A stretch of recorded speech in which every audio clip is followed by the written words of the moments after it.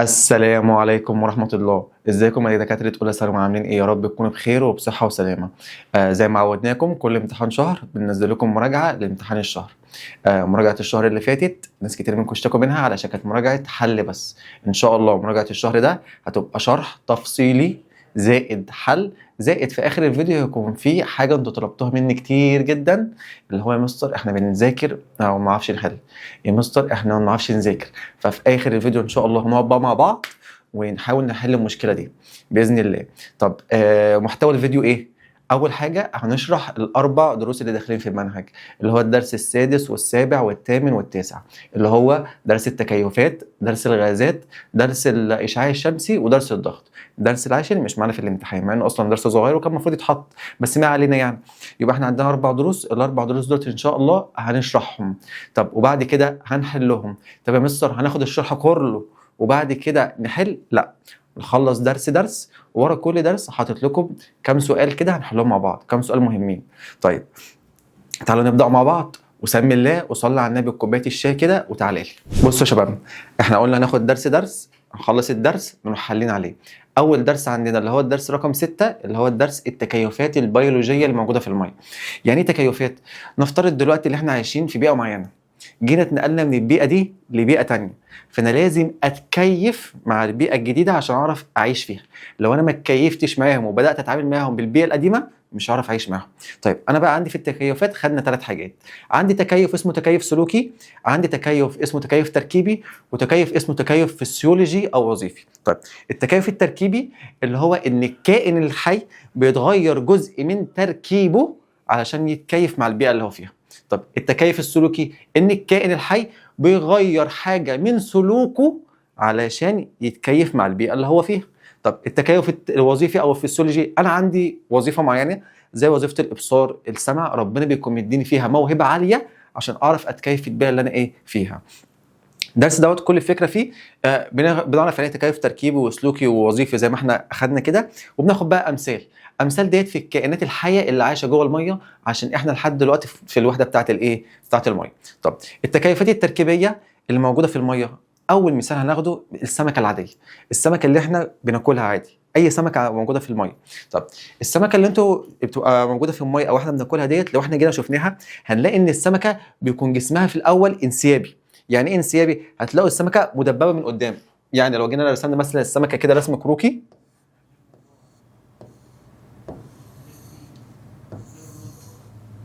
هتلاقوا السمكه جسمها انسيابي مدبب عامل زي عربيه السباق. طب ليه جسمها انسيابي؟ في التركيب بتاعها جسمها انسيابي علشان تعرف تخترق الميه وتعرف تمشي في الميه بكل اريحيه ومن غير ما الميه ايه تعوقها. فاول حاجه في التكيفات التركيبيه ان الجسم بيكون عندي جسم ايه انسيابي. طيب يبقى اول حاجه الجسم الانسيابي للسمكه، ليه؟ عشان تعرف تخترق الميه وتقلل من مقاومه الميه ليها. طب تاني حاجه في التكيفات التركيبيه، لو جينا مسكنا السمكه هنلاقيها بتزفلت مننا، بيكون عليها حاجه اسمها مخاط. طب ليه ربنا مخلي السمكه يكون عليها مخاط ده؟ عشان وهي ماشيه في الميه تعرف تتحرك من غير ما الميه تعرف ايه تقاومها. تمام. يبقى تاني حاجه في التكيفات التركيبيه المخاط اللي موجود على الايه على السمكه، ايه فائدته؟ بيقلل من مقاومه الايه الميه. طب تالت حاجه، لو جينا شفنا السمكه هنلاقي عندها خياشيم. طب ليه ما عندهاش مناخير؟ الخياشيم ده عامل زي الفلتر، بمعنى بتدخل الميه وبتفلتر بقى الاكسجين لوحده تتنفسه وبتخرج الميه تاني. طب يبقى الخياشيم ديت فائدتها في الاسماك ان هي بتستخلص الاكسجين من ايه من الميه، يعني بتساعدها على عمليه الايه التنفس. فتالت حاجه عندنا اللي هي وجود ايه خياشيم. طب رابع حاجه بيكون موجود حاجه اسمها زعانف. طب ايه فائده الزعانف ديت؟ بتساعد السمكه اللي هي تتحرك. يبقى فائده الزعانف ايه؟ بتساعد السمكه اللي هي ايه تتحرك. اخر حاجه بقى عندنا في السمكه بيكون جوه السمكه في حاجه اسمها مثانه هوائيه.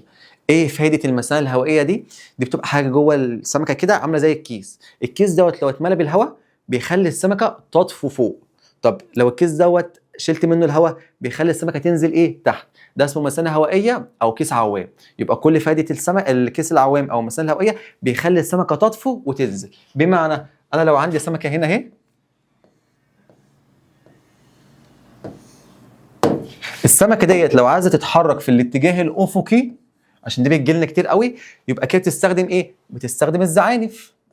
طب لو هي عايز تتحرك في الاتجاه الرأسي او العمودي بتستخدم الايه؟ الكيس العوام. تمام؟ دي كده التكيفات التركيبيه اللي موجوده في السمكه. قلنا جسم انسيابي وليه، وجود مخاط، وجود خياشيم، وجود زعانف، ووجود مثانه هوائيه او الكيس الايه؟ العوام. طب عندي تكيفات تركيبيه ثانيه بتبقى موجوده في الدولفين. الدولفين ده بيتصنف من الثدييات. يعني ايه ثدييات؟ يعني زينا عنده ايدين ورجلين ومناخير وكل حاجه. طب هل الدولفين عنده ايدين؟ عنده ايدين. طب هل عنده رجلين؟ لا، ما عندوش رجلين. ربنا مخلي رجلين الاثنين دولت يتكيفوا ان هم يبقى ايه؟ زعنفه. طب ليه عنده زعانف ما عندوش رجلين؟ عشان ده في الميه، فالزعانف هي اللي هتساعده اللي هو يتحرك فين؟ في الميه. يبقى ده تكيف تركيبي في الايه؟ في الدولفين. طب تاني حاجه في الدولفين، الدولفين ما عندوش ايه؟ خياشيم وما عندوش مناخير. الدولفين طب بيتنفس ازاي؟ بيكون عنده فتحه فوق راسه كده زي ما انتم بتشوفوا مثلا في الدلافين. الفتحه ديت كل مهمتها بتساعد الدولفين اللي هو ايه؟ يتنفس. هي شبه المناخير بس هي مش مناخير. طيب يبقى دي التكيفات التركيبيه اللي موجوده في الايه؟ في الدولفين. طب بعد كده عندي بقى اخر حاجه في التكيفات التركيبيه، في سمكه كنا واخدينها اسمها الايس فيش او سمكه الجليد. سمكه الايس فيش او سمكه الجليد ديت هما نفس الاسم لنفس السمكه بس بالانجليزي وبالعربي. دي بتبقى عايشه في المحيطات الساقعه جدا وعلى اعماق كبيره جدا. يبقى هي عايشه على اعماق ايه؟ كبيره جدا، لدرجه ان هي بتعيش تحت الميه ب 2 كيلو او 2000 متر. طب ديت بقى ربنا خلاها تتكيف ازاي؟ ما هي عايشه في عمق كبير، يعني عليها ضغط كبير قوي، فبيبقى جسمها مضغوط. طب ليه جسمها مضغوط؟ علشان تقدر تتحمل الضغط الكبير اللي محطوط ايه؟ فوقيها. تخيلوا كده اللي هي فوقيها 2 كيلو ميه، فعليها ضغط كبير جدا، فلازم جسمها يكون مضغوط علشان تعرف تتكيف مع الضغط الكبير ده. فدوت الحاجه اللي لما يجي يقول لي جسم السمكه بتاعت الايس فيش مضغوط ليه؟ اقول له عشان تقدر تتحمل الضغط الايه؟ الكبير. طب تحت عند 2000 متر هل بيكون في اضاءه كويسه؟ في شعاع شمس كويس؟ لا طبعا، بيكون يعتبر اصلا ما فيش ضوء. طب ربنا بيخلي عينيها تبقى كبيره كده وطالعه عن الجفن بتاع العين ذات نفسه، بتبقى عينيها لبره كده ليه؟ عشان تساعدها ان هي تشوف فين؟ في الظلام. يبقى دي كده كل التكيفات التركيبيه. لو جاب لي اي حاجه منهم في اختر، بيقول لي مثلا اختر مما يلي التكيف التركيبي، يبقى هختار اي حاجه من ايه؟ من دول. دي كده التكيفات التركيبيه. طب التكيفات السلوكيه بقى، قلنا التكيفات السلوكيه هو سلوك الكائن الحي بيعمله علشان يقدر يتكيف مع البيئه اللي هو فيها. يبقى ده مش تغيير في تركيبه، تغيير في تركيبه تكيف تركيبي، لكن تغيير في سلوكه يبقى ده تكيف ايه؟ سلوكي. طب الامثله اللي عندنا في التكيفات السلوكيه، اول حاجه عندي الحيتان. الحيتان بتعمل حاجه اسمها هجره، يعني بتهاجر من مكان للايه؟ للتاني، فده حاجه في السلوك، يبقى ده تكيف ايه؟ سلوكي. طب تاني حاجه، الحيتان بتعمل صوت كبير قوي، يعني بتفرز صوت عالي. طب ليه؟ علشان حاجتين، علشان اول حاجه تجذب الفرائس او تجذب الحيتان اللي حواليها عشان تبدا تعمل عمليه الايه؟ التكاثر. يبقى تاني الحيتان بتعمل حاجتين سلوكيه، اول حاجه الهجره من مكان للتاني، وتاني حاجه ايه؟ بتفرز صوت عالي. ليه؟ علشان تجمع الفرائس عشان تاكلها، او بتجمع الحيتان عشان تعمل عمليه الايه؟ التكاثر. طيب عندي بقى دوره حياه السلمون، مهمه جدا دوره حياه السلمون دي. ايه فكره دوره حياه السلمون؟ السلمون عامل زي المصريين زي ما احنا كنا شارحين. المصري بيعيش في مصر، طب عايز يكون نفسه بيروح مسافر بره يكون نفسه، طب عايز يتجوز يروح راجع تاني مصر عشان يتجوز. السلمون بيعمل كده، بس طبعا ما بيسافرش وبيروح، لا السلمون بيعمل ايه؟ السلمون بيتولد في ميه عذبه، طب عايز يكون نفسه ويكبر كده ويبقى قوي وينضج بيروح رايح الميه المالحه. طب عايز يتكاثر يروح راجع الميه العذبه. فالسلمون بيتولد في ميه عذبه. يعني ايه ميه عذبه؟ زي الانهار. طب ولو عايز ينضج بقى ويقوى بيروح الميه المالحه زي البحار والمحيطات. طب عايز يتكاثر بيرجع تاني الميه الايه؟ العذبه. دي كده التكيفات السلوكيه اللي عندي، الامثله عليها الحيتان وعرفنا حاجتين فيهم، ودوره حياه الايه؟ السلمون. طيب اخر حاجه بقى في التكيفات، التكيف الفسيولوجي او الوظيفي. احنا قلنا التكيف ده هي وظيفه عندي ربنا مديني فيها قدرات عاليه، تمام، علشان اعرف اتكيف مع البيئه اللي انا فيها. هناخد المثال علينا الاسماك اللي بتعيش في اعماق كبيره قوي. الاسماك اللي بتعيش في اعماق كبيره قوي دي بيكون عليها ضغط كبير جدا، زي سمكه ايه؟ زي سمكه اسمها سمكه الافعى، تمام، وهنفهم سمكه الافعى كمان شويه. الاسماك اللي بتعيش في ضغط كبير قوي ده، يعني ضغط كبير يبقى بيضخ الدم جواها كتير. ليه؟ الضغط الداخلي عندي لازم يساوي الضغط الخارجي. الضغط الخارجي عندي كبير قوي، يبقى الضغط الداخلي هو كمان لازم يبقى ايه؟ كبير قوي عشان يبقى في توازن. فطبعا الشرايين بتاعتها ما ينفعش تبقى شرايين عاديه، لا بتبقى شرايين قويه جدا. فاول حاجه في التكيف الفسيولوجي هي كده عندها شرايين، بس الشرايين بتاعتها قويه جدا. ليه؟ علشان تقدر تتحمل الضغط الايه؟ الكبير. طب هل تحت في اكسجين كويس؟ لا، ده في اكسجين قليل جدا. طب هل السمكه دي هتعرف تعيش بالاكسجين القليل ده؟ بتتكيف. احنا في حاجه عندنا اسمها عمليه الايض اللي هي شبه التنفس شويه. طب يبقى لو انا بعمل عمليه ايض كتير محتاج اكسجين كتير. طب لو انا عندي اكسجين قليل يبقى هعمل عمليه ايض ايه؟ قليله. فالاسماك اللي عايشه تحت بتعمل عمليه ايض قليله، بتقلل عمليه الايض. ليه؟ علشان تقلل من استهلاك الاكسجين، عشان تحت اصلا مفيش اكسجين ايه؟ كتير. طيب سمكه زي سمكه الافعى بتعمل حاجه بقى صايعه، بتعمل حاجه اسمها افراز هيموجلوبين كتير.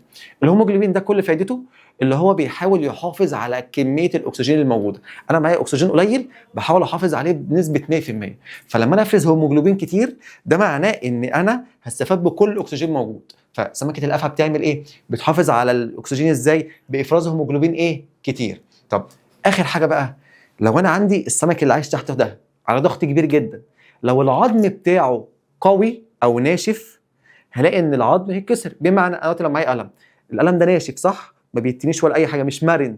لو انا اثرت عليه بضغط كبير ايه اللي يحصل؟ القلم يتكسر على طول. طب العظم بتاع بقى الاسماك اللي بتعيش تحت في اعماق كبيره بيكون عظمها لين ومرن، يعني بيروح ويجي مع الضغط، علشان لو هو كان ناشف كان ايه؟ اتكسر. دي كده التكيفات الفسيولوجيه، وقبلها خدنا السلوكيه، وقبلها خدنا التركيبيه. السؤال هنا بيجي ازاي؟ زي ما هنحل، يجي يقول لك مثلا مما يلي تكيف تركيبي، فاختار حاجه من التكيفات التركيبيه. يجي يسالني مثلا ليه الاسماك اللي بتعيش في ضغط كبير او في اعماق كبيره بيكون شرايينها قويه؟ هقول له عشان تقدر تتحمل الضغط الكبير، بس مش اكتر ولا اقل. طب الدرس لسه خلص؟ لا لسه ما خلصش. عندي حاجتين، عندي حاجه اسمها الاسموزيه زي ما خدنا في الدرس بتاع المحاليل. الاسموزيه في المياه العذبه والاسموزيه في المياه المالحه، حته مهمه جدا وبتيجي كتير جدا في الامتحان. ايه بقى الحته دي؟ تعال بس الاول نفتكر يعني ايه اسموزيه. الاسموزيه ديت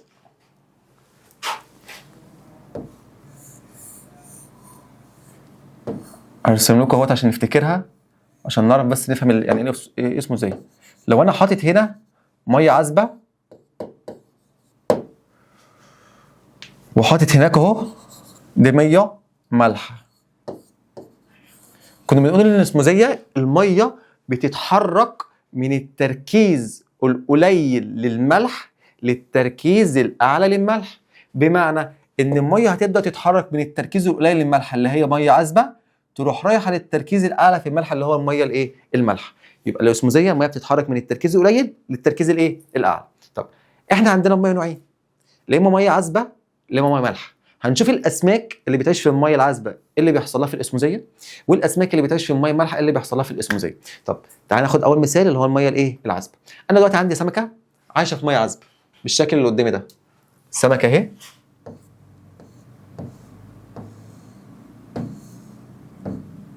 السمكه دي عايشه في ميه عذبه. يعني ايه ميه عذبه؟ يعني تركيز الملح فيها قليل، وانتوا عارفين ان الكائن الحي بيكون جواه املاح. ده معناه ان الملح جوه السمكه كبير مقارنه بالملح اللي بره السمكه اللي هو في الميه العذبه اللي هو ايه؟ قليل. يعني كده الميه هتبدا تتحرك من التركيز القليل للملح اللي هو الميه اللي بره للتركيز الكبير في الملح اللي هو جوه السمكه. يعني كده ايه اللي هيحصل؟ هيخش للسمكه ميه بالعافيه. يعني السمكه غصب عنها هتقعد تشرب في ميه بسبب الاسموزيه. طب هتقعد تشرب في ميه لحد ما تتملي وتفرقع؟ لا طبعا، بتبدا تعمل عمليات اخراج كتير سواء بقى باستخدام الكليتين او باستخدام الخياشيم. تمام؟ دي كده اللي بيحصل في الاسماك اللي في الايه؟ في الميه العذبه. عندي برضو مثال للكائنات وحيده الخلايا اللي بتعيش في الميه العذبه زي البراميسيوم واليوجلينا والاميبا. دول بقى بيعملوش كده، لا دول طبعا زي السمكه بيخش لهم الميه. مثال مثلا لو انا عندي مثلا كائن مثلا بالشكل ده مثلا زي اليوجلينا، بيخش لهم ميه ليه؟ عشان تركيز الملح جوه اكبر من تركيز الملح بره، فبالاسموزيات بتبدا يخش له الميه. طب هل هيقعد يتملي يتملي يتملي لحد ما يفرقع؟ لا طبعا، بيبدا يعمل حاجه شبه الاخراج شويه، وهو بيكون عنده حاجه صغنونه كده اسمها الفجوه المنقبضه. الفجوه المنقبضه ديت كل فايدتها اول ما تحس ان خلاص الميه اتملت على الاخر، تروح عامله انقباضه جامده، تروح مخرجه الميه اللي ايه اللي فيها، فيرجع الكائن الحي اللي هو وحيد الخليه زي ما هو. دي فايده الفجوه الايه المنقبضه. طيب دي كده الاسماك اللي بتعيش في ميه عذبه. طيب الاسماك بقى اللي بتعيش في ميه مالحه، تعال نرسم نفس الشكل. انا عندي سمك اهو، السمكه دي عايشه في ميه مالحه. يعني ايه ميه مالحه؟ يعني تركيز الملح في البحر كبير جدا بمقارنه بالتركيز الملح اللي عندها. طب ده معناه ايه؟ ان الميه هتبدا تتحرك من التركيز القليل للتركيز الاعلى، يعني الميه هتبدا تخرج من السمكه لبره. طب ما ده كده الميه بتخرج مني ككائن حي، طب ما ده يحصل لي جفاف. طب هبدا اعمل ايه بقى؟ هبدا اشرب ميه كتير، فبتبدا السمكه تشرب ميه كتير علشان تعوض الميه اللي ايه اللي خرجت. دي الاسماك اللي بتعمله في تركيز الميه الايه المالحه. طب عندي بقى سمكه صايعه جدا، سمكه الايه القرش. سمكه القرش قالت لك لو التركيز جوه بتاعي اعلى من بره هتبدا الميه تخش لي. طب لو تركيز بره اعلى من تركيز انا جوه هتبدا الميه تخرج مني. طب ما انا اعمل حاجه صايعه، انا احاول اخلي تركيز الملح عندي جوه زي تركيز الملح بره، فمش هيكون في فرق في الاسموزيه، فولا ميه تخرج ولا ميه تدخل الا بمزاجي. عايز اشرب هشرب، مش عايز اشرب مش هشرب. ده اللي عملته سمكه القرش. سمكه القرش بقى عملت ايه؟ حافظت على الاملاح. يعني ايه؟ قعدت تجمع املاح املاح املاح لحد ما بقت الملح عندها جوه زي الملح بره. يعني الاملاح دي بنسميها يوريا، فقعدت تحافظ على اليوريا جوه جسمها لحد ما الملح بقى جوه زي بره، فما بقاش فيه فرق في الضغط الاسموزي، فما بقاش لا في ميه بتدخل ولا ميه بتخرج الا ايه بمزاجها. ده كده الدرس بتاع ايه بتاع التكيفات. درس مهم جدا وبيجي عليه اسئله كتير جدا سواء في امتحان الشهر او امتحان اخر السنه. احنا قلنا بعد كل درس شرح هنبدا نحل عليه. يلا نحل مع بعض. بيقول لي ايه؟ بيقول لي اي مما يلي يميز الدلافين عن سمكه الجليد؟ اكيد وجود فتحه بتاعت التنفس، عندها فتحه تنفس مش عند اي حد اصلا. طيب اللي بعده بيقول لي ايه؟ اي مما يلي صحيح بالنسبه لسمكه السلمون؟ بيقول لي صغارها بيقضي حياتهم في البحر؟ لا، انهار. تتكاثر الاسماك البالغه في الانهار؟ ماشي، التكاثر في الانهار دي صح. تجدي الاسماك البالغه معظم حياتها في الانهار؟ لا. تهاجر الاسماك من بحر النهر؟ لا. تتكاثر الاسماك البالغه في الايه في مياه الانهار. طيب بيقول لي من الحالة الذي امامك يعبر عن علاقه في بعض انواع الاسماك البحريه ومعدل الايض. تمام. مين فيهم في الاعماق؟ قلنا الاعماق بيكون فيه اكسجين قليل ففي ايض قليل، يبقى رقم كام؟ رقم ب. اقل ايض اهو، يبقى نختار رقم ب، وهي ب بجد. طيب بيقول لي ايه؟ في اسماك السلمون تتخلص الاسماك البالغه من المياه الزائد، تتخلص الاسماك البالغه من الملح الزائد، تبتلع الاسماك الصغيره كميه كبيره من الميه. تبتلع الاسماك الصغيره كميه كبيره من الميه عشان تبقى عايشه في نهر فغصب عنها بيبدا يخش لها ميه. طيب اي مما يلي صحيح بالنسبه لاسماك السلمون؟ الضغط الاسموزي داخل خلايا السمكه اصغر، الضغط الاسموزي داخل خلايا السمكه الصغيره اعلى من الضغط الاسموزي اللي وسط المحيط. طبعا هي دي الاجابه الصحيحه من غير ما اكمل. السمك الصغير بيكون عايش في نهر فبيكون الملح فيه زياده جوه الكائن الحي، فالضغط الاسموزي بتاعه ايه اعلى. اي مما يلي تقوم به الاسماك القاع للتكيف مع الاكسجين في البيئه المحيطه؟ اسماك القاع بتعمل ايه؟ بتبطئ عمليه الايض علشان تقلل من استهلاك الاكسجين، يبقى ابطاء عمليه الايض لتقليل احتياجها من استهلاك الايه الاكسجين، عشان تحت اصلا مفيش اكسجين كتير. طيب ارجع يا عم. التكيف الذي يضمن افعال معينه وسلوك. سلوك يبقى ايه؟ تكيف سلوكي. طب تعالوا بقى نحل شويه مقالي، كفايه اختر. بيقول لي هنا ايه في الشكل المقابل، ما نوع التكيف في السلمون والحيتان؟ يبقى تكيف سلوكي. السلوكي في السلمون الهجر، السلوكي في الحيتان اللي هو بتبدا تعمل اصوات ايه عاليه، او برضه هجره برضه. طب اذكر السبب العلمي. تمتلك الاسماك العظميه مثانه هوائيه او كيس هواء او كيس هوائي. ليه؟ عشان تساعدها على الطفو. طيب لدى الدلافين فتحات تنفس اعلى رؤوسها. ليه؟ عشان بتساعدها على التنفس، وعشان هي برضه من الثدييات. تمام، ده كده الدرس بتاع التكيفات الايه، اللي هو الدرس التكيفات، سواء تركيبي او فسيولوجي او ايه او سلوكي. طيب تعالوا بقى ناخد الدرس الثاني اللي هو الدرس بتاع الغازات. الدرس ده بيتكلم عن غازين. الغاز الاولاني اللي هو الاكسجين اللي هو رمزه O2، والغاز الثاني اللي هو ثاني اكسيد الكربون اللي هو CO2. هنشوف الاثنين دولت لما دابوا في الميه ايه اللي عملوه، سواء هم مفيدين او مضرين. هنشوف زي ما احنا هناخد في الدرس. الدرس ده هناخد فيه 3 اجزاء، هنقسمه ل3 اجزاء. اول حاجه ايه اللي خلى الاكسجين وثاني اكسيد الكربون موجودين اصلا في الميه.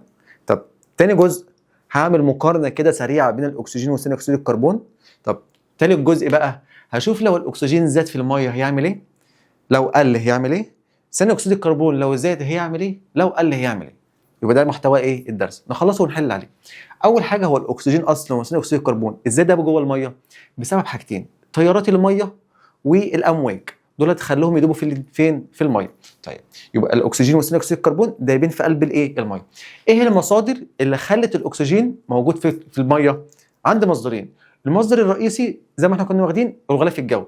الغلاف الجوي هو المصدر الرئيسي للاكسجين او ثاني اكسيد الكربون او اي غاز. يبقى المصدر الرئيسي عندي هو مين؟ الايه الغلاف الجوي. يبقى ده كده لازم اكتب جنبيه عشان بتيجي كتير قوي، مصدر رئيسي. طيب المصدر الثاني بقى بتاع الاكسجين اللي موجود في الميه عمليه البناء الضوئي. لو حد فيكم فاكر عمليه البناء الضوئي اللي كنا واخدينها، قلنا ان النبات بياخد ثاني اكسيد الكربون وشويه ميه باستخدام الشمس، بيطلع لي اللي هو الجلوكوز وميه واكسجين. يبقى كده النباتات والطحالب والعوالق النباتيه اللي موجودين في الميه بيبداوا يعملوا عمليه بناء ضوئي، فبيطلعوا لي اكسجين. فده اللي خلى فيه اكسجين موجود فين في الميه. يبقى انا عندي الاكسجين موجود في الميه بسبب حاجتين، اول حاجه الغلاف الجوي وده المصدر الرئيسي، تاني حاجه عمليه البناء الايه الضوئي. طيب ده كده المصادر بتاعه الاكسجين. طب مصادر غاز ثاني اكسيد الكربون، المصدر الرئيسي اللي هو مين؟ غلاف جوي. يبقى ده كده اهو رئيسي. طيب تاني حاجة التنفس. يعني ايه تنفس؟ هو احنا بنتنفس ايه؟ بنتنفس اكسجين. طب بنخرج بقى ايه؟ ثاني اكسيد الكربون. يبقى الاسماك والنباتات والعوالق اللي عايشين في المية بيخرجوا ثاني اكسيد الكربون، فده ادى الى زيادة ثاني اكسيد الكربون في قلب المية. يبقى تاني حاجة الايه؟ التنفس. طب تالت حاجة العوامل البشرية، ان هو الانسان بيرمي مخلفات المصانع او زبالة او اي حاجة في المية، ده بيزود ثاني اكسيد الايه؟ الكربون. يبقى انا عندي 3 حاجات بتخلي ثاني اكسيد الكربون موجود في المية. اول حاجه مصدر رئيسي الغلاف الجوي، تاني حاجه التنفس بتاع الكائنات الحيه، تالت حاجه الايه الانشطه البشريه. طيب يبقى احنا كده خلصنا اول جزء عندنا في الدرس اللي هو ايه اللي خلى الاكسجين موجود في الميه وثاني اكسيد الكربون موجود في الميه. تاني جزء في الدرس هنعمل مقارنه مهمه جدا بين الاكسجين وثاني اكسيد الكربون. لو جينا شفنا الاكسجين وثاني اكسيد الكربون في الهواء هنلاقي ان الاكسجين كبير جدا بالنسبه لثاني اكسيد الكربون، فهنلاقي النسبه اللي عندنا 500 اكسجين الى 1 ثاني اكسيد الكربون. يعني كل 500 ذره اكسجين في الهواء بيقابلها ذره واحده ثاني اكسيد الكربون. يبقى مين فيهم اكبر؟ اكيد الاكسجين. يبقى الاكسجين اكبر من ثاني اكسيد الكربون كم مره؟ 500 مره. طيب تاني حاجه هشوف الاثنين في الميه، يا ترى مين فيهم يكسب؟ لقينا ان ثاني اكسيد الكربون هو اللي بيكسب. لقينا ان ثاني اكسيد الكربون في الميه اكبر من الاكسجين كم مره؟ 50 مره. تمام؟ طيب يبقى الاكسجين كسب في الهواء 500 مره، ثاني اكسيد الكربون كسب في الميه 50 مره. طب لو الاثنين بقى جيت رفعت درجه حرارتهم ايه اللي هيحصل لهم؟ بمعنى انا دلوقتي معايا شويه ميه وبدات احطها على النار، بعد شويه بلاقي ان الميه دي بتبقلل. يعني ايه بتبقلل؟ بتطلع بقليل، يعني بتطلع غازات. يبقى كده لما برفع درجه الحراره الغازات دي بتبدا تهرب من الميه، يعني بتقل من الميه، بتخرج منها. يبقى لما اجي ارفع درجه الحراره بلاقي ان الاكسجين وثاني اكسيد الكربون الاثنين بيهربوا، يعني الاثنين بيقلوا في الميه. طب مين فيهم بيقل بسرعه؟ ابن الذين ده ثاني اكسيد الكربون. ثاني اكسيد الكربون بيقل بسرعه جدا، لكن الاكسجين بيقل على مهله، يعني بيقل واحده واحده. يبقى الاثنين بيقلوا. مين اسرع في القل؟ الراجل ده ثاني اكسيد الايه؟ الكربون. ثاني اكسيد الكربون والاكسجين اخر مقارنه ما بينهم ان الاثنين بيحبوا الميه العذبه، يعني الاثنين بيعشقوا الميه العذبه. طب لو الاثنين دول بقى راحوا ميه مالحه ايه اللي بيحصل لهم؟ بيقلوا. طب بيقلوا بنسبه قد ايه؟ عشان دي عندنا بيقلوا بنسبه من 20 ل 30%. يبقى الاثنين بيحبوا الميه العذبه، لو راحوا ميه مالحه بيقلوا بنسبه 20 او 30%. بمعنى انا لو كان معايا 100 ذره اكسجين في الميه العذبه، لو راحت ميه مالحه هيبقوا كام؟ لا اما 70 لا اما كام؟ 80. طب انا دلوقتي لو عندي 200 ذره ثاني اكسيد الكربون موجودين في الميه العذبه، لو راحوا الميه المالحه هيقلوا بنسبه 20 او 30%، يعني 140 او 160 اللي هي نسبه 30 و20%.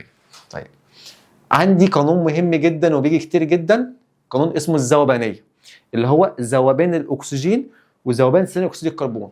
تيجي عليه مسائل كده كده هتيجي يعني. ايه القانون دوت؟ قانون تافه، بيقول لي ان الذوبانيه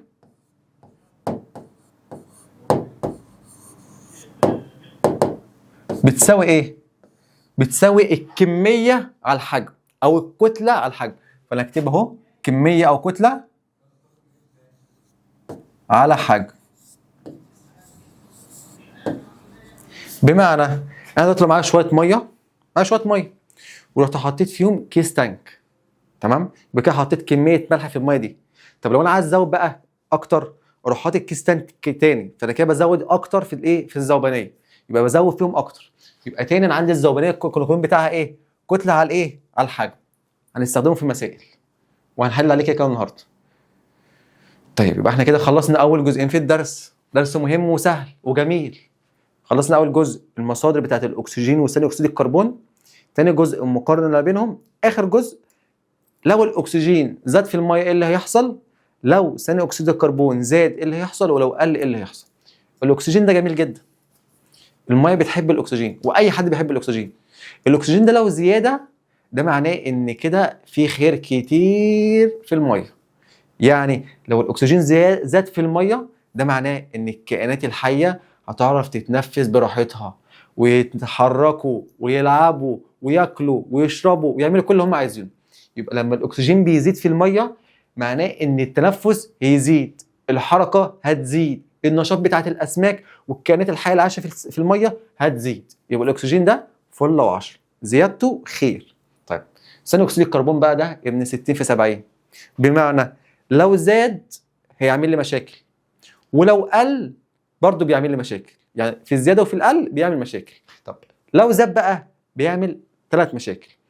اول مشكله بيخلي الميه حمضيه. طب ليه؟ تعالوا نشوف اصلا تركيب ثاني اكسيد الكربون.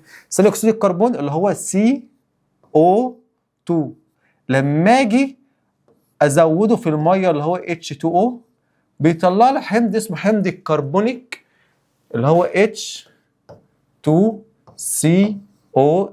كل عملت بس جمعت مش اكتر ولا اقل. طب يعني خلى في حاجه حمض، يعني كده الميه هتبقى ميه حمضيه. طب هل الاسماك هتعرف تعيش في وسط حامضي؟ لا، هي ما بتعرفش تعيش في وسط حامضي، بتعيش في وسط متعادل.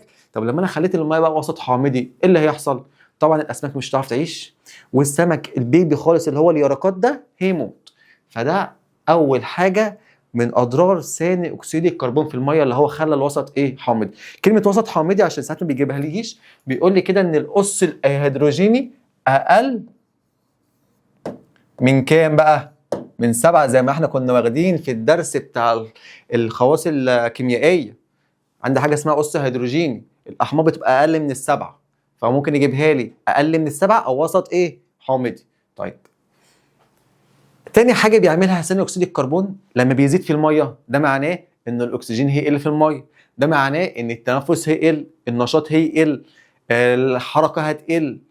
يبقى تاني ضرر بيعمله ثاني اكسيد الكربون اللي هو بيقلل ايه؟ التنفس، عشان قلل الاكسجين لما هو زاد. يبقى كده خدنا ضررين، اول ضرر بيحمض الميه، تاني ضرر بيقلل الايه؟ التنفس. تالت ضرر بقى ومهم جدا، بيعمل حاجه اللي هو اسمها تقليل الدعامه او تسييح التكلس. بمعنى انا عندي الاسماك الدعامه عندها بتتقسم نوعين. اول نوع دعامه داخليه زينا احنا كبشر اهو، الدعامه بتاعتي جوه جسمي. وفي نوع تاني اللي هو الدعامه الخارجيه. الدعامه الداخليه دي زي سمكه البولت مثلا، بيكون الشوك او الهيكل العظمي بتاعها من جوه. طب الدعامه الخارجيه زي مثلا السلحفاه او البحار، دول يبقى الهيكل العظمي بتاعهم من ايه؟ من بره. لو انا عندي دعامه داخليه دي بتبقى معموله من ماده اسمها كربونات الكالسيوم. لو عندي دعامه خارجيه، معلش، لو انا عندي دعامه داخليه معموله من ماده اسمها فوسفات الكالسيوم، يبقى الدعامه الداخليه فوسفات الكالسيوم.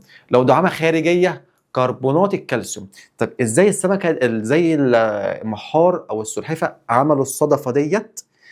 بداوا يعملوا حاجه اسمها تكلس لكربونات الكالسيوم فعملوا الصدفه. طب ايه بقى حوار ثاني اكسيد الكربون في الموضوع؟ ثاني اكسيد الكربون لما بيزيد بيحول كربونات الكالسيوم ديت اللي هي ماده ما بتذوبش الى بيكربونات الكالسيوم اللي هي ماده بتذوب، فبتبدا الصدفه بتسيح وبتدوب في الميه. فطبعا ده كده قلل الدعامه. يبقى تاني ثاني اكسيد الكربون لما زاد في الميه قلل الدعامه او سيح التكلس، ممكن نقولها بالطريقتين. تمام؟ طيب، وزي ما قلت لكم لو دعامه خارجيه تبقى ايه؟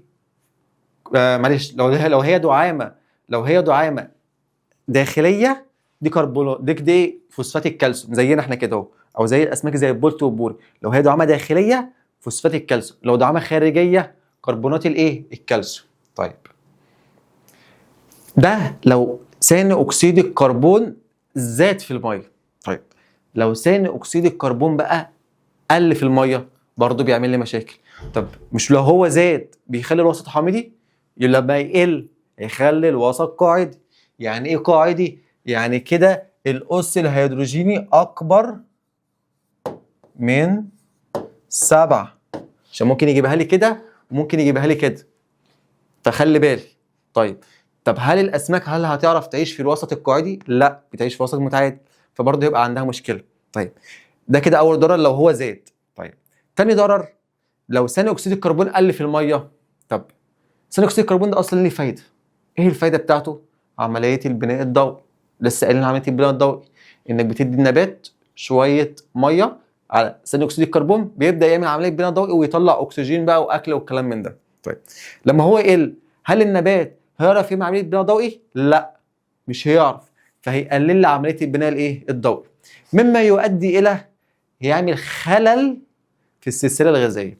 السلسلة الغذائية زي ما شرحناها إن هو أنا عندي نبات، النبات ده بياكله سمكة صغيرة، السمكة الصغيرة بتاكلها سمكة كبيرة، السمكة الكبيرة بتاكلها سمكة أكبر، دي اسمها سلسلة إيه؟ غذائية. طب النبات ذات نفسه ما عرفش يعمل عملية بناء ضوئي، يعني ما عندوش أكل، يعني باقي كل دولت مش هيعرفوا ياكلوه، أو هياكلوه الطاقة بتاعته فاضية أصلا، طاقته قليلة، ملهوش لازمة الأكل اللي هياكلوه، فبيعمل لي خلل في السلسلة الإيه؟ الغذائية.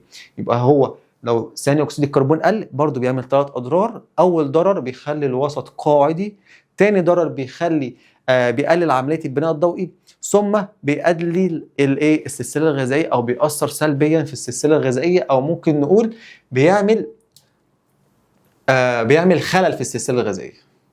ده كده الدرس بتاع الغازين اللي هو ثاني اكسيد الكربون والاكسجين. يلا بقى نحل عليه.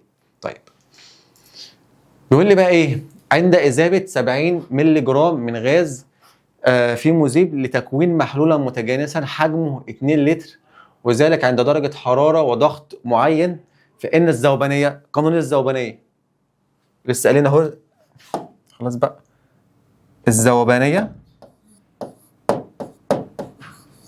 بتساوي كتلة أو كمية على حجم. أنا عندي الكتلة 70 أو الكمية 70 على حجم 2 لتر، يبقى 70 على 2 لتر يعني اللي هي بكام؟ ب 35. قانون سهل جدا. القانون دوت لو انا عايز الذوبانيه يبقى كتله على الحجم.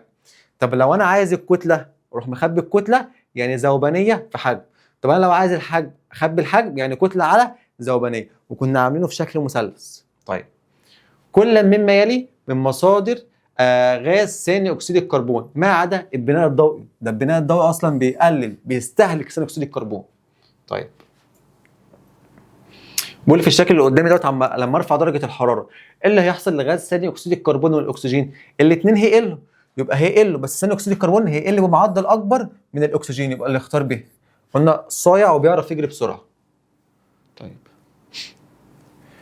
بيقول لي زياده نسبه غاز ثاني اكسيد الكربون في الميه تعمل على تحميض الميه وتقليل التكلس. يبقى تحميض الميه زياده التحميض وتقليل الايه؟ التكلس. طيب تعال نحل كده مقال. بيقول لي ايه؟ كيف يمكن لمصنع ان يلقي مخلفاته العضويه في النهر يؤثر على تركيز الاكسجين؟ هنقول بكل بساطه المصنع رمى مخلفاته في الميه، ده اثر على ايه بالاكسجين؟ اول حاجه لما ارمي مخلفات في الميه ده هيؤدي ان ثاني اكسيد الكربون يزيد في الميه فالاكسجين هيقل. طب تاني حاجه لما ارمي بقى، ودي حاجه مهمه جدا، لما ارمي مخلفات في الميه ده هيؤدي ان البكتيريا تبقى كتير في الميه، يعني هتستهلك اكسجين كتير فيقلل الايه؟ الاكسجين. يعني الاجابتين صح والاحسن اكتبوا الاثنين. طيب لسه ما خلصناش. نموذج ب بيقول لي كتله غاز التي يجب اذابتها، يبقى هو عايز الكتله صح؟ بقى دي بالانجليزي ما علينا.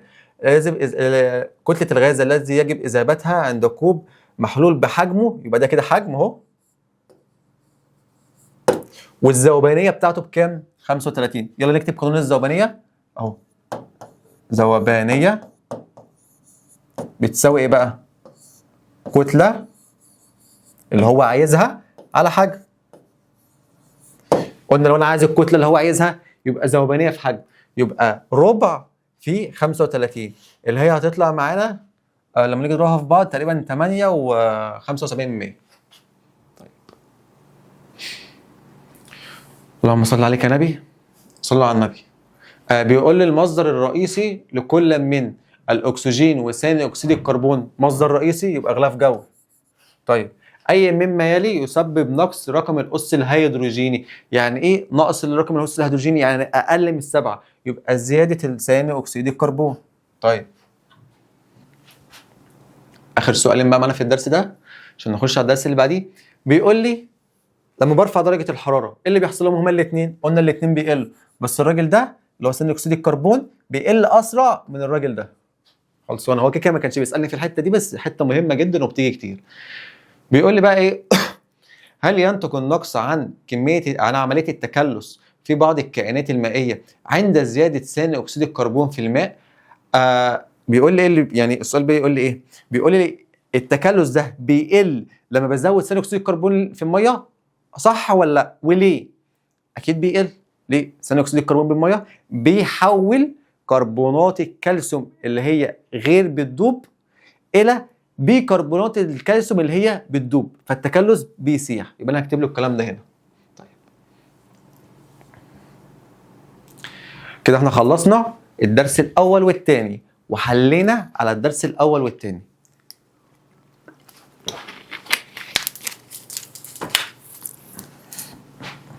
الدرس الثالث الاشعاع الشمسي. في ناس منكم بتستصعبه بس هو درس تافه وسهل واسئلته اسهل. الاشعاع الشمسي هنقسمه جزئين. الجزء الاولاني هنشوف يعني ايه اشعاع شمس ونحلله ونشوف ايه الحاجات اللي جواه. تاني جزء هنشوف تاثير شعاع الشمس على الكائنات الحيه اللي بتعيش في الميه وتاثيره على الميه. تمام؟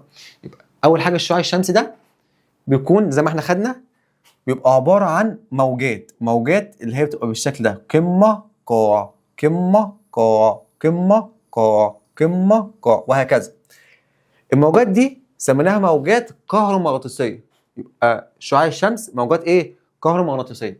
قلنا المسافه بين قمه وقمه اسمها طول موجي او طول الموجه. يبقى المسافه بين القمه والقمه طول ايه؟ موجي. او مسافه بين قاع وقاع هو برضو الطول الايه؟ الموجي.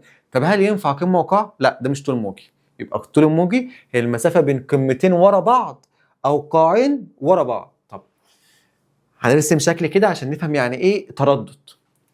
انا عندي اهو موجه اهي، شايفين؟ وعندي موجه تانية كده.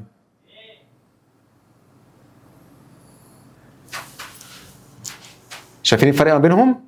الموجة دي عمالة تتردد بسرعة، فالطول الموجي بتاعها المسافة بين القمتين قليل جدا. طب هنا بتتردد ببطء، فالطول الموجي كبير. ده معناه ان الطول الموجي والتردد علاقة عكسية. هنا طول موجي كبير تردد قليل، هنا تردد كبير طول موجي قليل. كلمة تردد يعني طاقة الشعاع أو قوة الشعاع. تمام؟ يبقى هنا طاقة كبيرة أو تردد كبير طول موجي قليل، هنا طول موجي كبير طاقة أو تردد إيه؟ قليل. طيب تعالوا بقى كده نرجع تاني. الشمس بيقول لي أول حاجة هي المصدر الرئيسي للطاقة. الشمس ينفع أحولها لكذا صورة من صور الطاقة. المثال اللي عندنا طاقة حرارية أو طاقة كهربية، زي ما بنستخدمها كده في اللي هي إيه؟ الألواح الشمسية، وبنحولها لطاقة إيه؟ كهربية. طيب وقلنا إن الشمس عبارة عن موجات كهرومغناطيسية. لما نيجي بقى نحلل الشعاع ده، شعاع الشمس، بنلاقي إن فيه جواه حاجات كتير قوي. أول حاجة وحاجة مهمة جدا اللي هو الضوء المرئي، اللي هو الضوء اللي أنا بقدر أشوفه، اللي هم الألوان بتاع قوس قزح، اللي هو احمر واصفر وبرتقالي وازرق واخضر ونيلي بنفسجي. واحنا حفظناهم بالترتيب في كلمه مهمه جدا اسمها ايه؟ حرص. معلش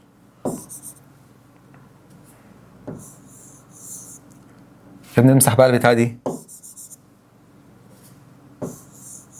خزين.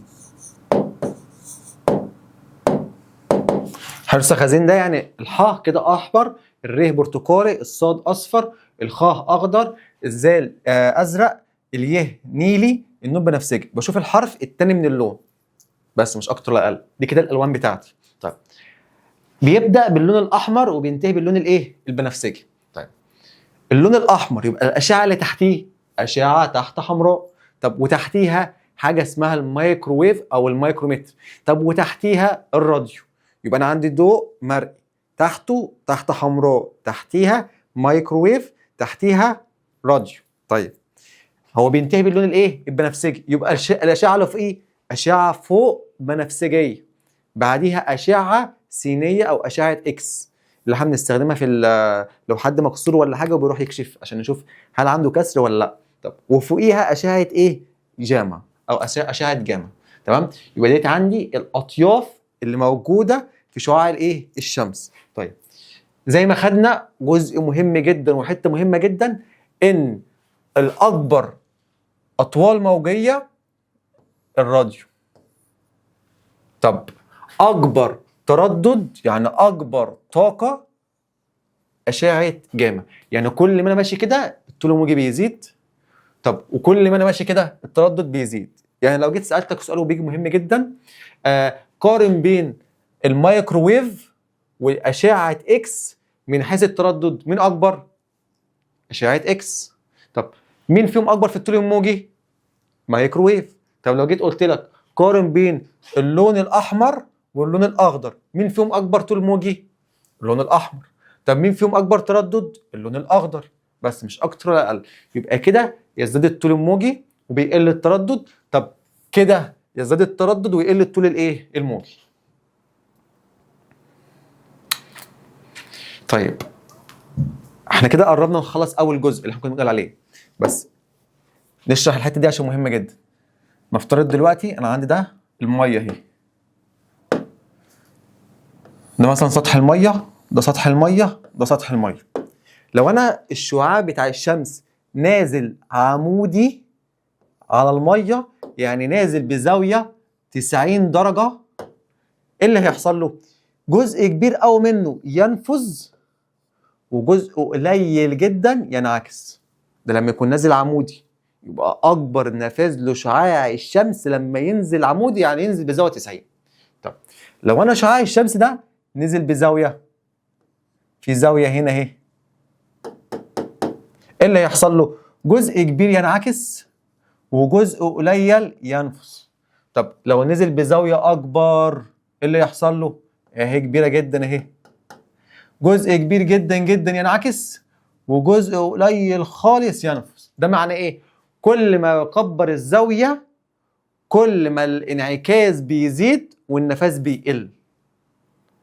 هو اكبر نفاذ للميه لما كانت بزاويه 90 درجه اللي هي نازله عمودي على الميه. طيب الحته دي مهمه جدا، تيجي كتير قوي في الامتحان. فبقول لي هو اكبر نفاذ لشعاع الميه عندما تسقط عمودي يعني بزاويه كام؟ 90. طيب احنا كده خلصنا اول جزء. تاني جزء تاثير شعاع الشمس على الكائنات اللي عايشه جوه الميه. طيب انا هقسم الجزء بتاع الميه لثلاث اقسام. الجزء اللي فوق ده اسمها منطقه سطحيه، بنسميها منطقه مضاءه علشان بيكون فيها كميه شمس كبيره. طب الجزء اللي في النص اسمها منطقه متوسطه الاعماق او منطقه شفقيه عشان بيكون فيها جزء صغير جدا من الضوء.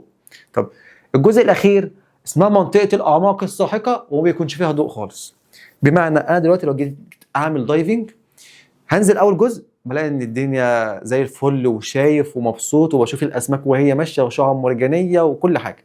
طب لو نزلت في الاعماق تحت هل هكون شايف اي حاجه؟ لا طبعا، لازم يكون معايا كشافات عشان ابدا اشغل النور عشان ابدا اشوف. ده معناه ان تحت بيكون فيه ظلام دامس، يعني بيكون فيه ظلام جدا، مفيش اصلا شعاع شمس او مفيش ضوء تحت خالص. فبلجأ للاضواء الصناعيه زي مثلا الكشافات والحاجات دي. طيب يبقى انا قسمت الميه لثلاث اقسام: منطقه سطحيه اللي هي منطقه مضاءه، منطقه متوسطه الاعماق ممكن نسميها منطقه شفقيه، منطقه الاعماق الساحقه اللي هي الاعماق الكبيره. المنطقه المضاءه دي بيكون فيها ضوء كبير جدا، فده معناه ان الكائنات الحيه اللي بتعمل بناء ضوئي هتبقى موجوده هنا زي النباتات، الطحالب، واللي هي الهائمات النباتيه. يبقى البناء الضوئي بيحصل في المنطقه السطحيه بس عشان في كميه شمس كبيره. طب متوسطه الاعماق بيكون فيها ضوء بسيط، يعني ما فيش بناء ضوئي. طب الاعماق الكبيره ولا فيها ضوء ولا فيها بناء ضوئي. طيب ده كده اول تقسيمه للميه. طب تاني تقسيمه، انا هقسم الميه لاقسام. اول 10 سنتيمتر 10 سنتيمتر 10 سنتيمتر، خلي بالي من سنتيمتر، لو حاجه صغيره خالص دي. اول 10 سنتيمتر من الميه بتبدا تمتص الاشعه تحت الحمراء او الضوء او الاشعه تحت الحمراء. ده معناه ايه؟ اللي هي بتبدا تمتص الاطوال الموجيه الكبيره. مع الاشعه تحت الحمراء ده طول موجي كبير. يبقى تاني، اول 10 سنتيمتر الميه بتمتص مين؟ الاشعه تحت حمراء اللي هي ذات اطوال موجيه كبيره لو رجعنا للرسمه بتاعتنا. طيب بعد 10 متر الميه بتكون امتصت 50% من طاقه شعاع الشمس. طب بعد 100 متر، حاجه كبيره جدا اهي، 100 متر الميه بتبقى امتصت 99% من طاقه الشعاع، يبقى لي 1% اللي هو اللون الازرق. فده اللي مكتوب: اول 10 سنتيمتر تمتص الاشعه تحت الحمراء، اول 10 متر تمتص 50%، وبتجيلي كتير قوي في اختار دي. الحته دي بتيجي كتير، خلي بالكم منها. طب وعند 100 متر بقى بتمتص 99%، اتبقى اللون الازرق اللي هو 1%. طيب الحته ديت بيقول لي بقى فيها ان في البحار المفتوحه زي مثلا بحر محيط، الحاجات اللي هي الواسعه ديت اللي هي ميه مفتوحه على بعض، الميه بتمتص الالوان الدافيه وبتشتت الالوان البارده. ايه يا مستر، يعني ايه الوان دافيه وبارده الكلام ده؟ دلوقتي لو انا عايز ارسم شمس او ارسم نار هرسمها بأنهي لون؟ هرسمها باللون مثلا الاحمر او برتقالي او ممكن اصفر.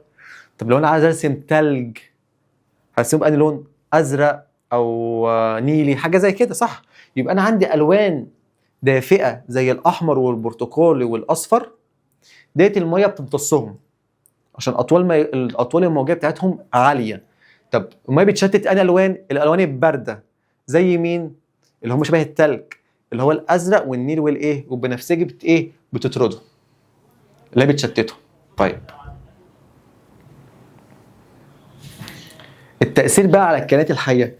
الكائنات الحية بقى عندي بدأت تتوزع لجزئين: جزء بيتوزع من تحت لفوق، وجزء بيتوزع قريب من خط الاستواء وبعيد عن خط الاستواء. بمعنى، عايز بس كده حته فاضيه، ماشي، نفترض مثلا اللي انا عندي الجزء ده كده اهو، جزء من ميه انا جيت خدته اهو، ده جزء من ميه وجزء من المحيط. في كائنات بتحب تعيش في السطح وكائنات بتحب تعيش في الاعماق. الكائنات اللي بتحب تعيش في السطح اللي هي الكائنات اللي بتبقى عايزه شمس تشوفها، يعني عايزه اضاءه عاليه، اللي هي شعاع شمس بيكون اضاءته عاليه.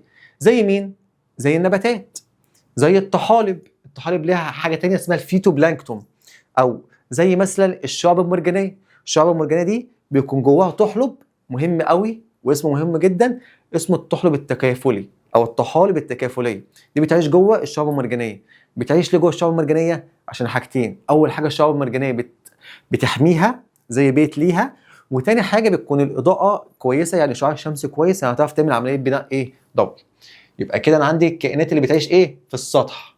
في كائنات تانية بتحب تعيش في العمق، زي مثلا سمكه الايس فيش، سمكه الافعى وهكذا. طيب تاني جزء بقى، لو انا جيت دلوقتي رسمت مثلا كوكب الارض. كوكب الارض بيكون هنا عندي حاجه اسمها اللي هو محور الاستواء، وهنا القطب الشمالي، وهنا القطب الايه الجنوبي، وده خط الاستواء، القطب الشمالي القطب الجنوبي. يا ترى مين فيهم منطقه دافيه؟ اكيد خط الاستواء، بتبقى الشمس نازله عموديه، فالحته دي بيكون الميه فيها دافيه.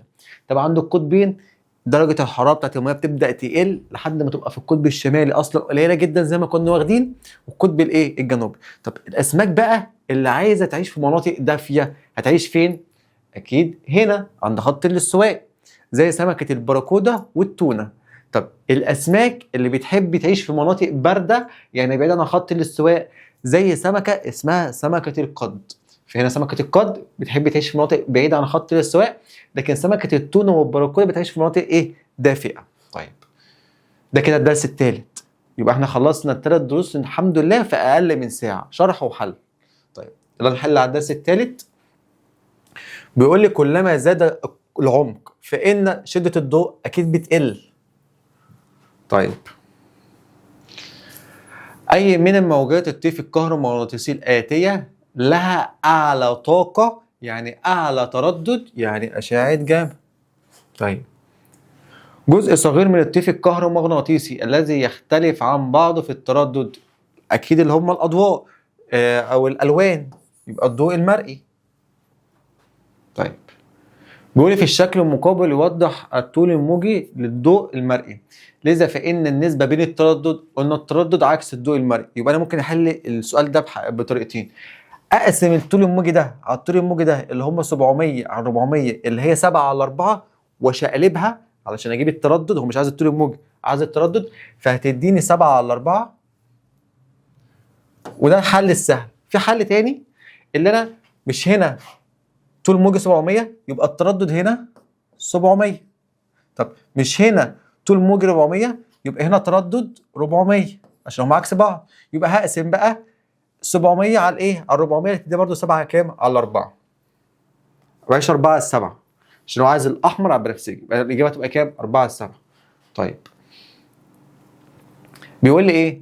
اي من الالوان الضوء المرئي الاتيه لها اكبر طول موجي؟ مين فيهم اكبر طول موجي؟ اكيد الضوء الاحمر وبعدين البرتقالي. بيقول لي بقى ايه؟ تصل كميه الطاقه الضوئيه التي تخترق سطح الميه نهايه عظمى، يبقى عمودي يعني زاويه 90 درجه. طيب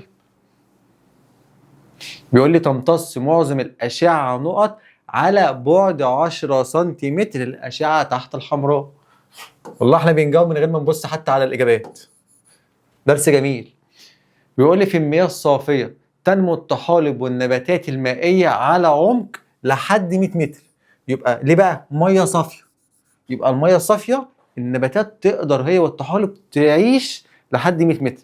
طب لو مياه ضحله او مياه يعني فيها نسبه شوائب شويه او مياه متعكره، اكيد اقل من ايه؟ من 100. تمام؟ يبقى لو مياه صافيه تبقى كام؟ 100. بيقول لي في الشكل الذي امامك يوضح سقوط اشعه شمس مائله على سطح الماء، لذا فإن كمية الطاقة التي تخترق سطح الماء بزيادة الزاوية الميل، يعني هميلها كده يبقى أكيد بتقل. نبقى نختار تقل. بيقول لي أي من العبارات الآتية أو التالية يمثل ترتيبا صحيح للمناطق الضوئية في الماء حسب عمقها من أعلى لأسفل. يبقى أنا عايز من أعلى لحد إيه؟ تحت.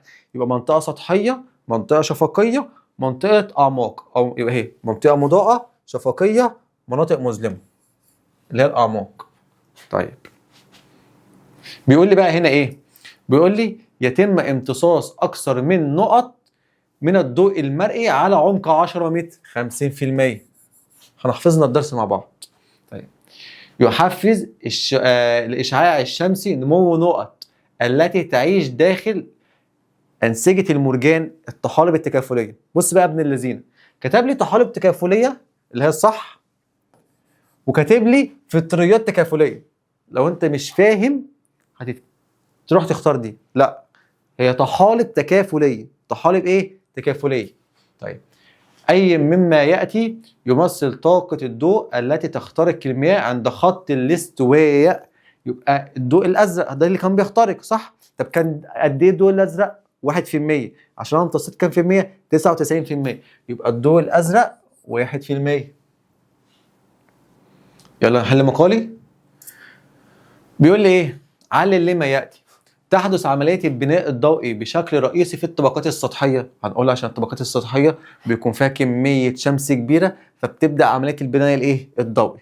لكن مناطق متوسطة الأعماق والأعماق بتكون كمية الشمس قليلة، فلا يوجد عملية بناء ضوئي. طيب، يعد الإشعاع الشمسي عاملا حيويا في حفاظ التوازن البيئي بين البيئات المائية. هقول له عشان بيبدأ يوزع لي الكائنات الحية، بحيث إن الكائنات الحية اللي تحب تعيش في مناطق حارة أو دافية يبقى عند خط الاستواء، واللي عايزة تعيش في مناطق بعيدة عن خط الاستواء اللي هي مناطق البرد. واذكر له مثال البراكودا والتونة اللي بيعيشوا في مناطق دافية، واذكر له مثال بتاع سمكة القرد اللي بتعيش في مناطق برد. وممكن ازود له تاني اقول له في اسماك بتعيش في المناطق السطحية زي مثلا النباتات، الهائمات النباتية، الطحالب، المرجان. بس اقدر اذكر له بقى كل الامثال دي. بس ده الدرس الايه؟ الثامن والدرس الثالث في الامتحان. فاضل لنا اخر درس اللي هو درس الايه؟ الضغط. ونكون كده خلصنا المراجعه بتاعتنا الحمد لله. درس الضغط. قبل ما نخش في الدرس ده عايزين نعرف يعني ايه ضغط. هناخد الضغط، تمام، وبعد كده هنشوف الضغط ده بيأثر على ايه في الكائنات الايه؟ الحيه. يعني ايه ضغط؟ الضغط دوت اللي انا لو جبت حاجه حطيتها فوقيه. بمعنى انا دلوقتي لو جبت الازازه دي حطيتها فوقيه، ده معناه ان الازازه دي بتضغط ايه؟ عليا. طيب، لو انا شلت الازازه وجبت حاجه كبيره، مثلا زي دي، ورحت حطيتها فوقيه، ده معناه ايه؟ ان ضغط عليا زاد. ليه؟ الحاجه ديت اتقل بكتير من الازازه واقوى بكتير، القوه بتاعتها اكبر من الازازه، فالضغط ايه؟ زاد. يبقى الضغط دوت الحاجه اللي بتضغط ايه؟ عليا. ده الضغط. يبقى الضغط الحاجه اللي بتضغط ايه؟ عليا. تعريف الضغط هي القوة التي تؤثر على وحدة المساحات. بمعنى إن أنا عندي قانون للضغط أهو، كنا واخدينه. الضغط بيساوي قوة على مساحة. ده معنى إيه؟ كل ما القوة زادت كل ما الضغط زاد، فبينهم علاقة طردية. ده معناه كل ما المساحة زادت كل ما الضغط قل، يبقى بينهم علاقة عكسية. ممكن اكتب بالشكل ده، ممكن اكتبه بالرموز، والاسهل لي بالرموز. هعمل المثلث بتاعي.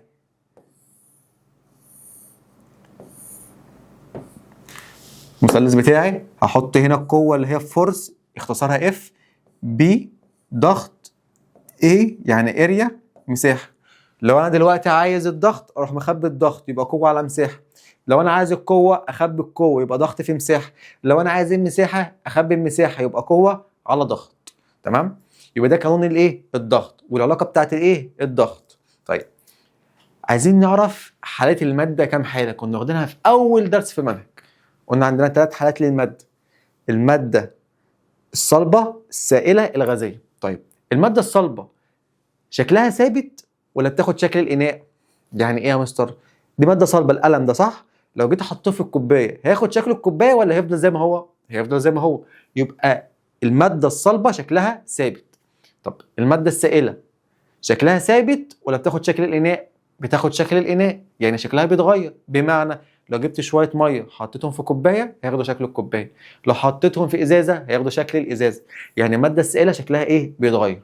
طيب، المادة الغازية شكلها ثابت ولا بتاخد شكل الإناء؟ بتاخد شكل الإناء. بمعنى لو أنا جبت بالونة وجيت أنفخ بالونة يعني أديها غاز، فالغاز هياخد شكل البالونة. لو البالونه دي على شكل تعبان هياخد شكل التعبان، لو على شكل قلب هتاخد شكل القلب. يبقى كده الماده السائله والغازيه دول شكلهم بيتغير، لكن الماده الصلبه شكلها ايه؟ ثابت. اللي بيتغير دول بقى بيقول عليهم مائعين. فالسائل والغاز دولت بنسموهم ايه؟ موائع. لكن الماده الصلبه هل مائعه؟ لا، دي مش مائعه. يبقى انا عندي الموائع حاجتين، الماده السائله والماده الايه؟ الغازيه. وزي ما احنا كنا واخدين في اعدادي، الماده السائله ما بتنضغطش، الماده الصلبه ما بتنضغطش، لكن الحاجه الوحيده اللي بتنضغط اللي هي الماده الايه؟ الماده الغازيه. يبقى انا كده عندي الموائع ماده سائله وماده غازيه، الوحيده اللي بتنضغط الماده الايه؟ الغازيه. طيب، زي ما لسه واخدين قانون الضغط. الضغط بيساوي القوه على الايه؟ على المساحه. ورسمناه بالشكل اللي قدامي اللي هو الرسم المثلث عشان تعرفوا تحلوا الايه؟ المسائل. طيب، عندي حاجه بقى اسمها الضغط الجوي. ايه يا ترى ايه الضغط الجوي ده؟ ان هو الهواء اللي بيضغط عليا من فوق، بمعنى انا ماشي في الشارع دلوقتي فبتعرض للضغط الجوي.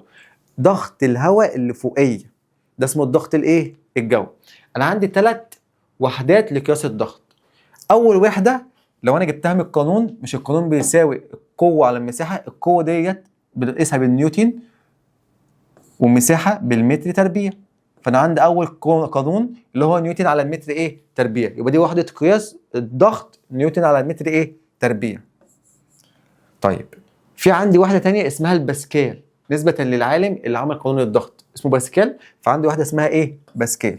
طب عندي واحده ثالثه اللي هي وحده الضغط الجوي اللي هو اتموسفير، فبختصرها للاي تي ام.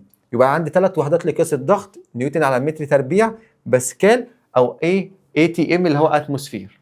طيب، هرسم لكم شكل واسالكم سؤال ويا رب تجاوبوا صح.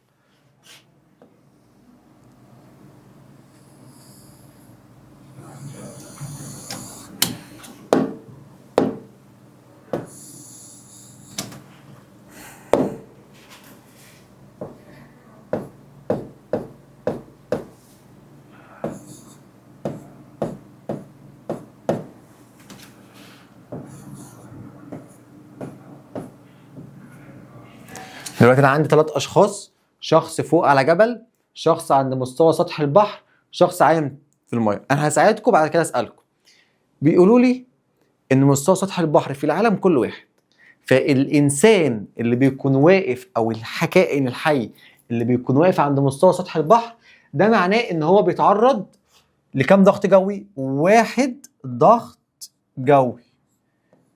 يبقى الكائن الحي او الانسان اللي واقف عند مستوى سطح البحر بيتعرض لكام ضغط جوي؟ 1 ضغط جوي. يبقى مين في ال3 بيتعرض ل1 ضغط جوي؟ اكيد ده. مش ده السؤال اكيد. هسألكوا سؤال، الراجل اللي فوق على الجبل ولا اللي عند مستوى سطح البحر ولا اللي بيعمل دايفنج تحت كده بيعوم تحت بيتعرض لاكبر ضغط؟ الناس اللي جاوبت ده صح. ليه؟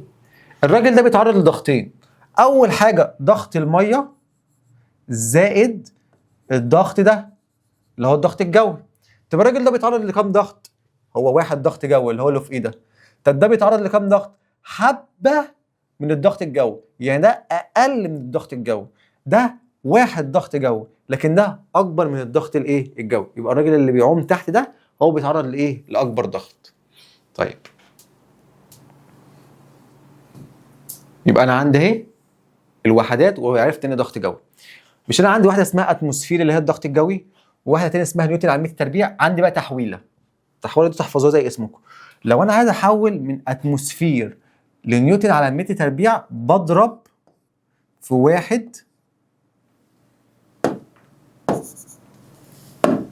و13 من 1000 في 10 أس 5. يبقى أنا لو أنا عايز أحول من أتموسفير لنيوتن على متر تربيع بعد بضرب في كام؟ 1 و13 من 1000 في 10 أس 5. الرقم ده تحفظوه. طب لو أنا بقى عايز أحول من أتموسفير من نيوتن على متر تربيع للأتموسفير، يعني هرجع كده. لو أنا ماشي بضرب، يبقى لو أنا راجع أكيد هقسم. يبقى هقسم على 1 و13 من 1000 في إيه؟ في 10 أس 5. يبقى لو هروح من اتموسفير للنيوتن على المتر تربيع هضرب في 1 و13 من 1000 في 10 أس 5. طب انا لو من نيوتن تربيع للاتموسفير هقسم على 1 و13 من 1000 في 10 أس كام؟ أس 5. طيب، تعالوا نشرح الجزء الأخير ده قبل ما نخش في الإيه؟ في التأثير على الكائنات الحية. نفترض ان ده جزء من الميه، انا جبت لك جزء كده مقطوع يعني. بيقول لك ايه بقى؟ بيقول لك كل 10 متر ميه بواحد ضغط جو. يعني لو انا عندي انسان على عمق 10 متر، ده كده بيتعرض لكام ضغط جوي؟ 2. ايه هما الاتنين دولت؟ اول حاجه ال10 متر ميه بواحد ضغط جو زائد الضغط الجو اصلا بتاعي. طب انا لو عندي انسان او عندي كائن حي او سمكه على عمق 20 متر، دي كده بتتعرض لكام ضغط جوي؟ 3. ال 20 ب2 ضغط جوي زائد الضغط الجوي. طب هل بقى انا هقعد احسب الحسبه دي؟ لا، انا هنا عايزك تعرف بس ان كل 10 متر ميه واحد ضغط جوي، عشان ساعات بتيجي في يخطر. لكن انا عندي قانون جميل بيحل لي الضغط. لو عايز يعرف الضغط في الاعماق، العمق على 10 زائد 1. يعني ايه؟ لو جه قال لي كائن الحي على عمق 100 متر، يبقى كام ضغطه؟ يبقى 100 على 10 زائد 1 يعني 11. طب لو جه قال لي عند 1000 متر، يبقى 1000 على 10 زائد 1 يعني 101. طب لو جه قال لي عند 3000 متر او 3 كيلو، ما هي الكيلو 1000 متر، يبقى 3 كيلو يعني 3000 متر، يبقى 3000 على 10 زائد 1 اللي هم كام؟ 301. بس مش اكتر ولا اقل.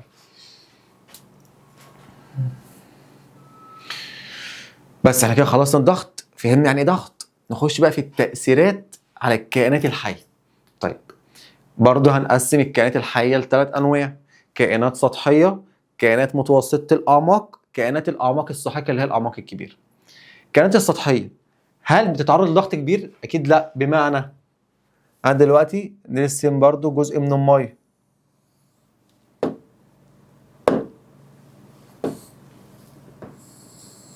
لو عندي سمكة بتعيش في منطقة سطحية غير متوسطة غير الأعماق، نفترض اللي هنا في سمكة وهنا في سمكة وهنا في سمكة. السمكة اللي بتعيش في السطح هل بتتعرض لضغط كبير؟ لا. مين اللي بتتعرض لضغط كبير؟ اللي بتعيش في الأعماق الكبيرة دي، صح؟ طب السمكة اللي بتعيش في السطح هل جسمها محتاج يتكيف على الضغط الكبير؟ أكيد لا. يبقى جسمها ضعيف بالنسبة للي بتعيش في المتوسطة والإيه؟ والأعماق. طب الأسماك اللي بتعيش في السطح مثال علينا السردين. طب الأسماك اللي بتعيش في متوسطة الأعماق ده لازم جسمها يتكيف شويه على الضغط، هو مش على ضغط كبير قوي بس بيكون جسمها لازم ايه؟ يتكيف. فالمثال اللي عندنا اللي هي سمكه السلمون، ايه بقى اللي بيكون فيها؟ او الاسماك اللي بتعيش في متوسطه الاعماق بيكون فيها حاجه اسمها مثانه هوائيه، لسه واخدينها. ايه فائده المثانه الهوائيه دي؟ بتخلي السمكه تطفو، يعني بتساعدها على ايه؟ على الطفو. يبقى المتوسطه الاعماق بيكون فيها مثانه ايه؟ هوائيه. خلي بالك متوسطه الاعماق من اول 200 متر لحد 1000 متر. طيب الاسماك بقى اللي بتعيش في اعماق كبيره اللي هي تحت ضغط كبير قوي ده، بيبدا يكون فيها شويه بقى تكيفات، عشان دي بتبقى ايه؟ على ضغط كبير فلازم جسمها يتكيف. اول التكيفات اللي احنا كنا واخدينها قبل كده اللي هو شرايين قويه وجسم مضغوط والحاجات دي، مش هناخدها تاني. هناخد بقى ايه؟ ان ما بيكونش عندها مثانه هوائيه، هي بيكون عندها مثانه بس لو في المثانه دي فيها هواء السمكه هتموت. بمعنى انا لو معايا بالونه وجيت مليتها بهواء وضغطت عليها ضغط كبير، ايه اللي هيحصل للبالونه؟ هتفرقع. نفس الفكره، المثانه لو اتملت هواء تحت ضغط كبير السمكه هتفرقع فالسمكه هتموت. فربنا مخلي المثانه الهوائيه ديت بيكون جواها سوائل عشان السمكه ما تموتش. طب السمكه ازاي مستر بتعوض فكره الطفو والحاجات دي؟ بيكون ربنا مديها كبد كبير والكبد ده بيفرز زيت كتير فبيساعدها على الطفو. طيب يبقى الاسماك اللي بتعيش في الاعماق ما عندهاش مثانه هوائيه، بتبقى المثانه بتاعتها فيها سوائل. طب وبيكونش عندها، بيكون عندها ايه بقى؟ كبد كبير وبيفرز زيت ايه؟ كتير. طيب غشاء الخليه بتاعه الاسماك اللي بتعيش في اعماق كبيره بيبقى معمول من حاجه اسمها بروتينات دهنيه غير مشبعه. ليه؟ علشان تحافظ على سيوله الغشاء وتحافظ على سيوله الخليه فتستحمل الضغط الايه؟ الكبير. طيب اخر حاجه بقى في الدرس ده واخر حاجه في الشرح، انا عندي الاسماك مقسمها لنوعين: اسماك عظميه واسماك غضروفيه. يعني ايه عظميه؟ العظم بتاعها ناشف زينا كده، زي السمك اللي بناكله اللي هو سمك البولت والبوري، لو جبنا الشوك بتاعته هنلاقي الشوك ناشفه، لو ضغطت عليها جامد تتكسر. طب وعندي اسماك تانية اسمها غضروفيه، بيبقى العظم بتاعها لين شويه ومرن عشان يقدر يستحمل الضغط الكبير. يعني دول بيعيشوا في الاعماق. يبقى الاسماك الغضروفيه دي بتعيش في الاعماق ليه؟ اللي ربنا مخلي العظم بتاعها لين ومرن غضروفي عشان يقدر يستحمل الضغط الكبير. لكن دول ما يعرفوش يستحملوا الضغط الكبير عشان العظم بتاعهم ناشف. طب الاسماك العظميه العظم بتاعها بيكون ناشف وتقيل فبتعيش في السطح زي مين؟ البولت والبوري. لكن الاسماك الغضروفيه بيكون العظم بتاعها لين فبتقدر تعيش في الاعماق ويكون عظمها برضو خفيف وزنه خفيف زي مين؟ سمكه القرش وسمكه الراي. سمكه الراي اللي هي كانت هنا برضو اللي هي بتعيش في اعماق كبيره. طيب يبقى احنا كده خلصنا الحمد لله الدرس رقم 9 او رقم 4 في الامتحان. طيب يلا بقى نحل عليه. بيقول لي بقى اي من المواد الاتيه لها القدره على الانسياب؟ يبقى اكيد السائل والغاز. ماشي. طيب اي من المواد التاليه تتميز بقابليتها للانضغاط؟ حاجه واحده بتنضغط، الماده الغازيه. بسم الله. الماده الغازيه. طيب بيقول لي اي مما يلي يمثل من وحدات القياس الضغط؟ باسكال اللي هو بي ده اللي هو وضغط جو اللي هو اتموسفير ونيوتن على متر تربيع. يبقى انا اختار نيوتن على متر تربيع والاتموسفير.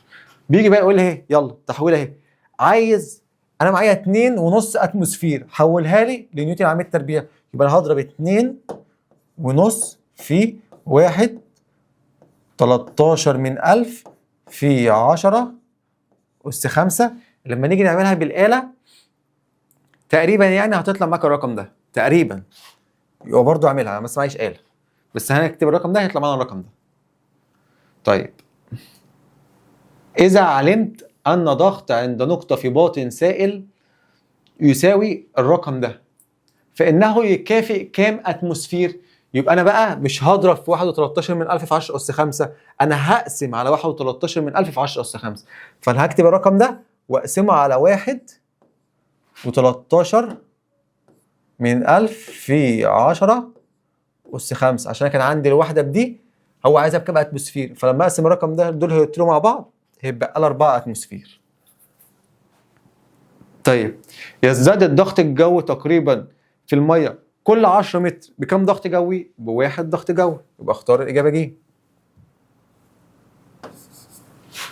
طيب اسئله مقاليه يلا بقى على طول.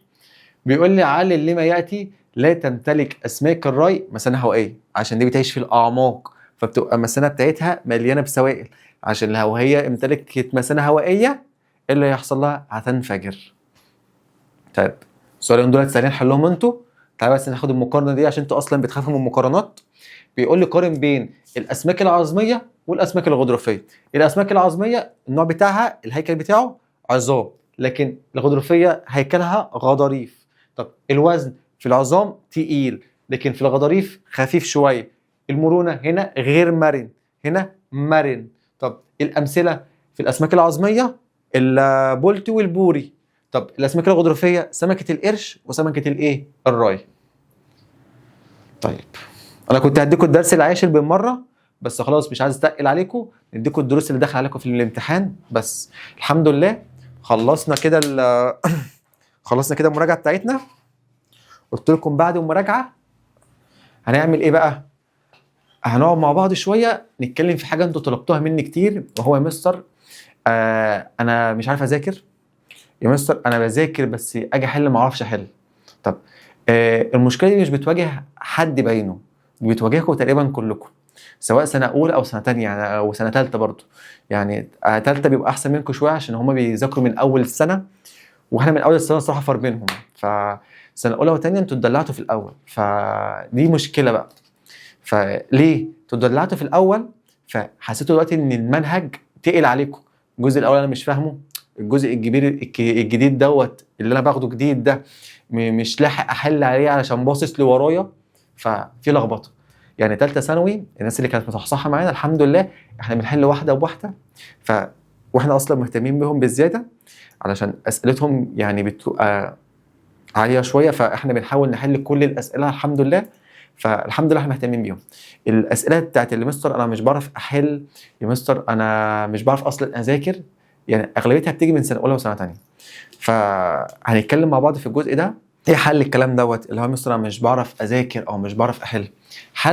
الحل بتاع الحوار ده كله اتمرن. بمعنى دلوقتي نفترض ان انا عندي لعيب كوره، لعيب الكوره دوت لو ما بيتمرنش كويس لما يجي ينزل الماتش هل يعرف يلعب؟ لا طبعا، حتى لو موهوب. يعني لو هو حتى موهوب مش عارف يلعب. زي مثلا محمود كهربا مثلا، ده كان موهوب وجامد قوي، لما قعد فتره من التمرين جه نزل يلعب مش عارف يلعب، مش عارف يتحرك، جسمه بقى شايله. ليه؟ ما بيتمرنش. فانت لو بتتمرن تبقى قوي. مثال تاني للبنات برضو اكتر ده، الطبخ. لو انت جاي تطبخ حاجه اول مره هلاقيني خايف متوتر، بحط دي بكميه معينه، متاخر، ممكن اطلع طبخه وحشه. طب لو طبخت لتاني مره، تالت مره، 10 مره، 20 مره، هلاقي نفسي في ال20 وال50 والكام مره دولت انا اصلا بطبخ كده بلا عقليه. يعني ايه مش بلا عقليه؟ لا ارادي. انا عارف دي بحطها امتى ودي بحطها امتى، وهحط الاكل على النار قد ايه، وهقوم بالظبط امتى. ولا ايه اللي انا بطبخ بسهوله، مش بتعب زي اول مره. نفس الفكره في التدريس وفي اي حاجه في الدنيا. اي حاجه في الدنيا انت بتتمرن فيها كويس هتلاقي ان انت بقيت كويس. وده اللي احنا بنحاول نعمله معاكم. بنحاول نكون في امتحان كل فصل او كل درس. ليه بقى؟ وفي اسئله كتير على الواجب، ونحاول نحل افكار عاليه وافكار يعني من اول تحت لحد فوق، يعني في تدرج في الافكار. ليه؟ مش رخامه، لا، عشان انت تتدرب. انت دلوقتي لما تيجي تتدرب في الواجب او في الامتحان اللي هو بتاع كل حصه او كل شهر، احسن 100 مره لما تيجي تتدرب بقى في قلب الامتحان اللي هو بتاع اخر السنه. فانت تتدرب دلوقتي احسن. ليه؟ اغلط واعرف غلطك، وغلط مره واثنين وثلاثه وعشرة، عشان لما تيجي في امتحان اخر السنه ما تغلطش. ده اللي احنا عايزينه، مش اكتر ولا اقل.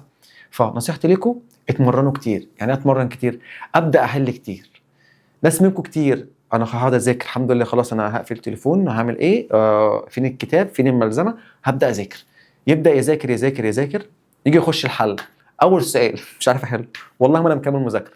طبعا ده قمه العبث. لا، عادي انك ما تجاوبش. انا سؤال مش عارفه ارجع تاني للجزء بتاع الشرح، ما لقيتوش في جزء الشرح، ما فهمتهوش، هرجع للاجابات اللي هي المستر بيكون باعتها لي، نموذج الاجابه. ما فهمتش، اروح مكلم بقى ساعتها المستر مش فاهم الجزء ده. لو السؤال الاول مش عارفه، التاني ممكن اكون عارفه، التالت ممكن اكون عارفه، فما احبطش. مش من اول سؤال اشوفه او اول سؤالين ما اعرفش احلهم، لا انا مش مكمل. طب انا خلاص، طب ما كملتش، يبقى انت هتستفاد ايه؟ ما استفدتش اي حاجه. ولو احنا بنذاكر وما بنطبقش ولا كاننا ذاكرنا. التطبيق اهم من المذاكره. يعني الحل اهم 100 مره من المذاكره، وهو اللي هيثبت لي المعلومه. لو حد بيذاكر بس وما بيحلش، والله ما هيعرف يحل حاجه في الامتحان، بحلفكم بالله، الا لو حاجات تافهه بقى. لكن لو انت بتحل في الواجب في الامتحانات وبتتمرن، لما تيجي في اخر السنه والله هتحل الامتحان ولا كانك في امتحان اصلا، بسهوله كده. دي انا حليتها قبل كده، ودي ودي ودي ودي ودي ودي، فهتلاقيك خلصت الامتحان في ربع ساعه. اتبقى لك سؤالين ثلاثه اللي هم انت لسه شايفهم جداد، فبتبدا تفكر فيهم. لكن انا جاي اخش امتحان هفكر في الامتحان كله؟ ده يا نهار ابيض، ده احنا كده مش هنخلص. تمام؟ فاحنا عايزين نتمرن كتير قوي في كل المواد، مش في العلوم بس.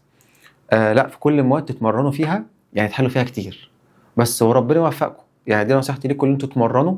كل ما تتمرنوا اكتر، كل ما تحلوا اكتر، كل ما تحصيلكم هيبقى اعلى. تمام؟ ونصيحه من دلوقتي لحد ثالثه ثانوي، لحد ما تخلصوا جامعتكم ان شاء الله وتخشوا الجامعه اللي انتوا نفسكم فيها، الحل كتير، حل كتير.